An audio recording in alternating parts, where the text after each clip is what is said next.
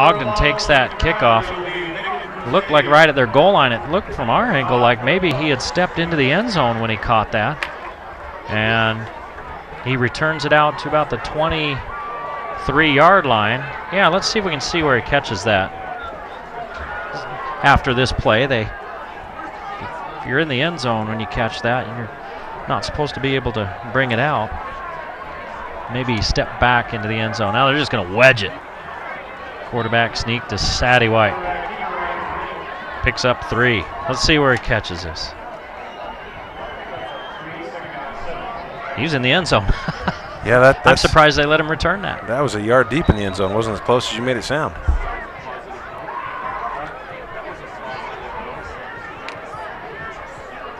That's the first positive yardage gain for Sadie White. He's got 5 carries for -1 yard. Well, one more carry for 1, and he's back to even.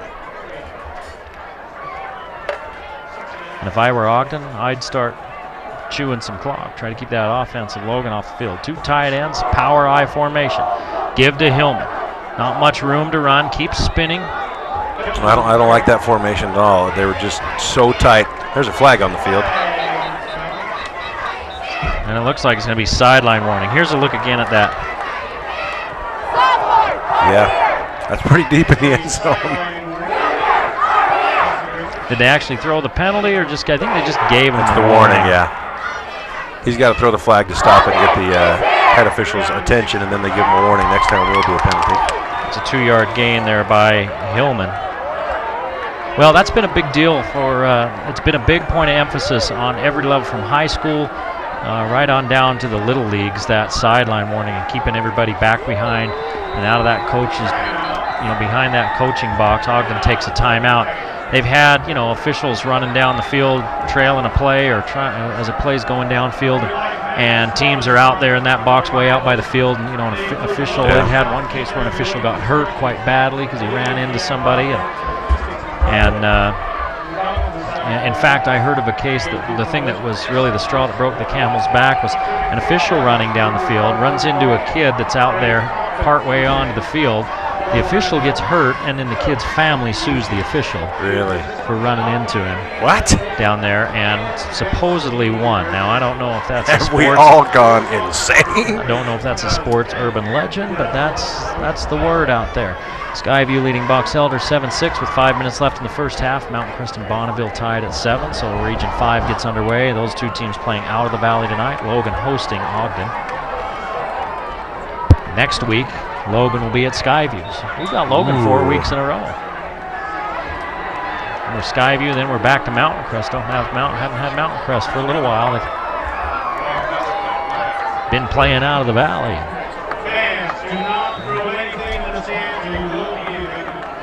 Well, one of the things that Mountain Crest was kicked the snot out of that came from Las Vegas. Yeah, 3rd and 5. Sadie White's going to throw. He's got nobody to throw it to. Slips out of a couple of tackles, and then down he goes. He loses 8 yards.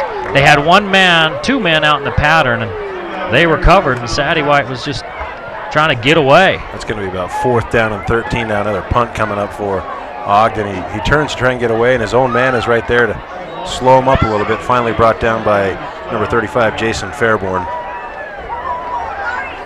Ogden 0 for 4 on 3rd downs. And again, they'll be punting from deep in their own territory. The punter comes on. Says, hey, I'd rather not. Has been working me too much.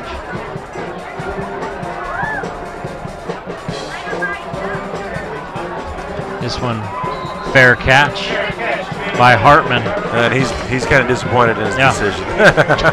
Well, I think Falk probably told him, hey, look, I need some more yards. Fair catch so we can have longer field.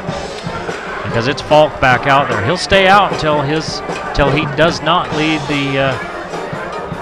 the team on a scoring drive. Then it'll be DJ Nelson's turn again. Well, all these kids are consummate team players for Logan, but you got to wonder back in the mind of the quarterback who's not playing. Is he hoping he goes 3 and out?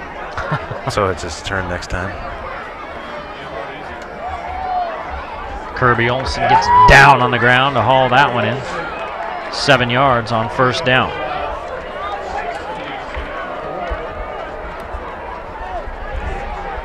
120 yards, 3 touchdowns on 11 of 13 for Falk. What a whale of a half. Nelson not too bad. He's 4 of 6 for 57 and rushed for a touchdown. Here's the little slant inside. Was that to Hartman again? Yes, it was. And he picks up 5 and a first down. You see a lot of players trying to cut really hard on this field, and they're losing their footing. And that's what you see right at the end of this play. He tries to cut so hard, he kind of slips out underneath the defender and doesn't really get to do anything else after that.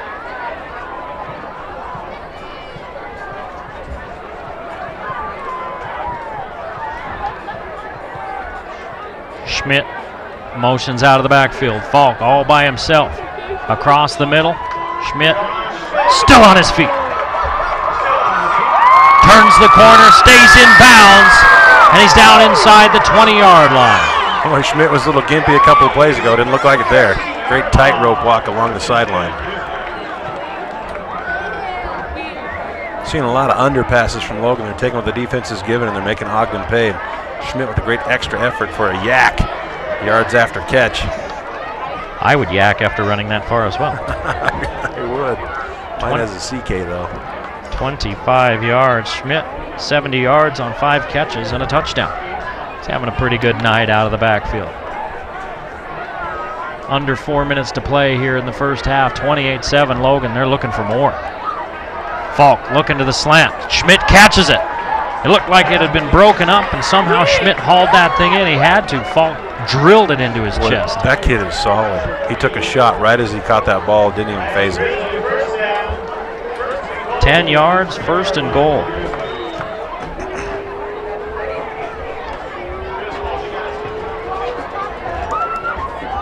Schmidt, 5'10", 185 pounds. And he's just a junior. Falk looking for the touchdowns. Got a man. Touchdown, Logan. Horsley with a catch. Horsley looks at field to try and get in the end zone. Realizes, hey, I'm already here.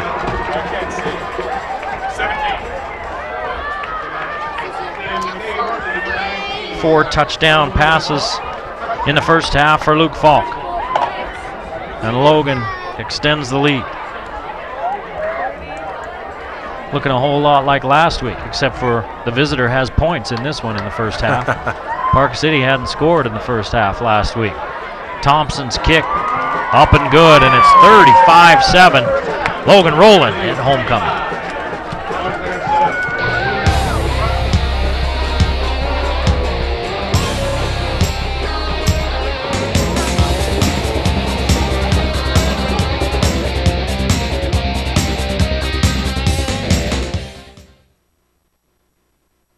How do you, Old Grist Mill?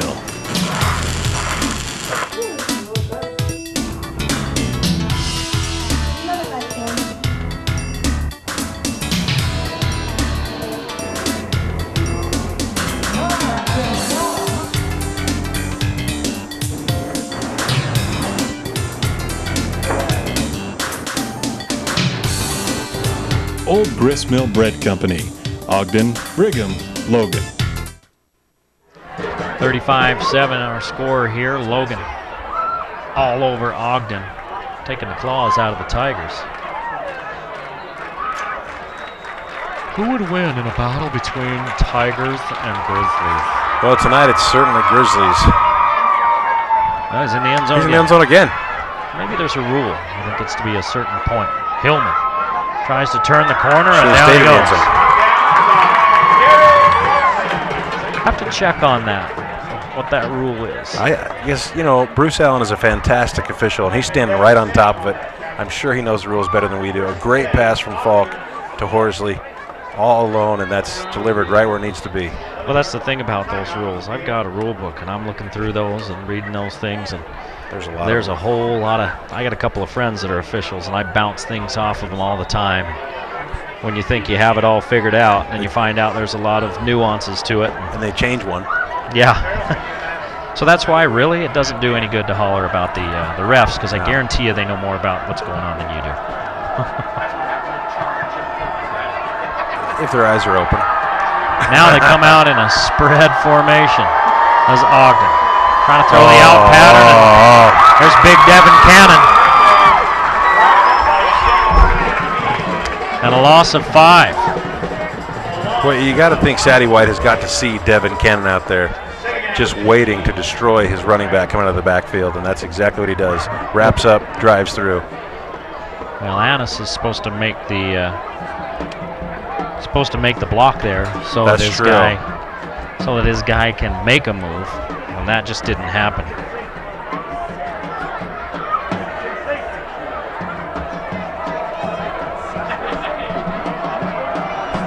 Two minutes to play in the first half.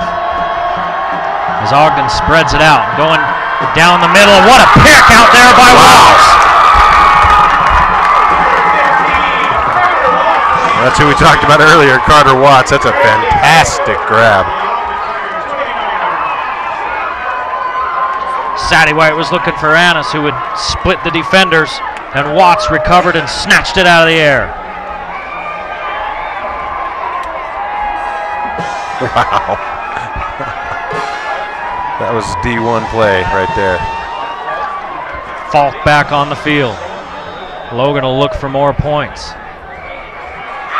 Well, if Logan goes ahead by 35 points or more, the clock will run at the ready to play in the second half. Placing the ball in the second half. Yep. Found that out last week. I think we're headed that direction this week. Well, it's looking like it. Logan doing everything right. Falk going for it all. Touchdown, Logan. Oh, Daddy, not the belt. Oh. Horsley, 29 yards in the score.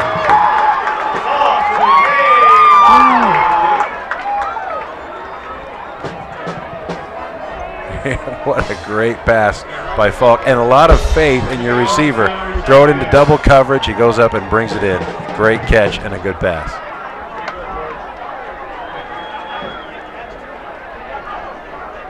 Logan goes for the throw.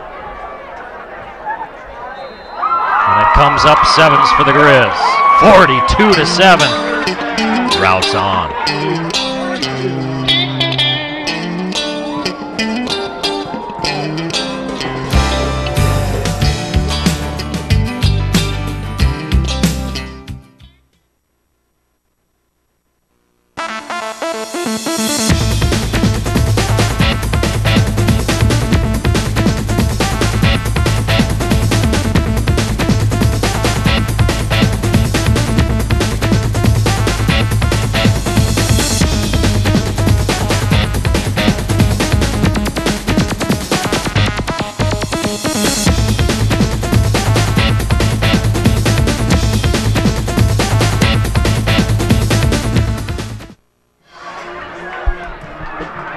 Thompson getting set to kick off. Stop me if you've heard this one before.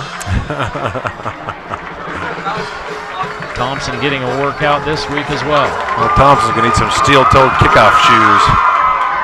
And he kicks a knuckler to Hillman. Hillman makes one move, and he's out to the 21-yard line, and that's where he's snowed under by a gaggle of Grizz. Well, after the nice pick by Watts, Logan goes up top. Falk. His last two passes have been for touchdowns. And both of them to Horsley. Well, Horsley makes almost as great a catch as Watts did. In traffic, good concentration. Difference was Watts was about 4 more feet off of the ground. The Grizz just, they have got it rolling. Sadie White throws another pick. This is Cannon. Touchdown, Logan. Oh, my goodness.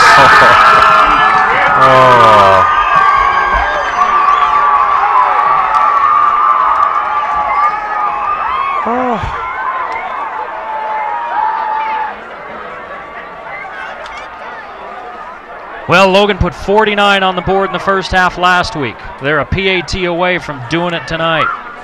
There's still 1:37 to go in the half. They threw the long out pattern, and Cannon sat on it, picked it off, and took it to the house. Well, Ogden is undermanned.